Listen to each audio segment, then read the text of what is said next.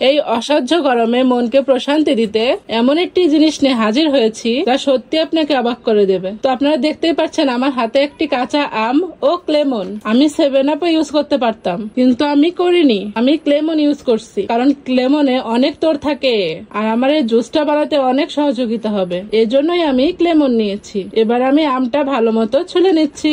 আপনারা ভালো মতো আমটা ছুলে নেবেন, যাতে সবুজ কোনো আঁশ না থাকে, সেভাবে ছুলে নেবেন। এবার আমি সুন্দর মতো পিস পিস করে কেটে ব্লেন্ডারের বাটির মধ্যে দিয়ে দিচ্ছি। আমি সুন্দর মতো সেইভাবে ব্লেন্ড করে নিয়েছি। তো দেখুন বন্ধুরা, কি সুন্দর ব্লেন্ড করে নিয়েছি। তো গ্লাসের মধ্যে আমি দিয়ে দিলাম 2-3 টুকরা বরফ। বন্ধুরা, বরফটা দিচ্ছি কেন জানেন? কারণ বরফ না দিলে কি জুসে কোনো স্বাদ লাগে? ঠান্ডা ঠান্ডা জুস খেয়ে হারাবেন না হুঁশ, এই জন্য তো দিচ্ছি বরফ। তারপরে আরো স্বাদ বাড়ানোর জন্য দিয়ে দিলাম লেবু। এবার দিয়ে দিব ক্লেমন। হালকা মিষ্টি হওয়ার জন্য দিয়ে দিলাম চিনি। সুন্দর মতো চামচের সাহায্যে গুলিয়ে নিলাম। তৈরি হয়ে গেল আমার আম ও ক্লেমনের জুস।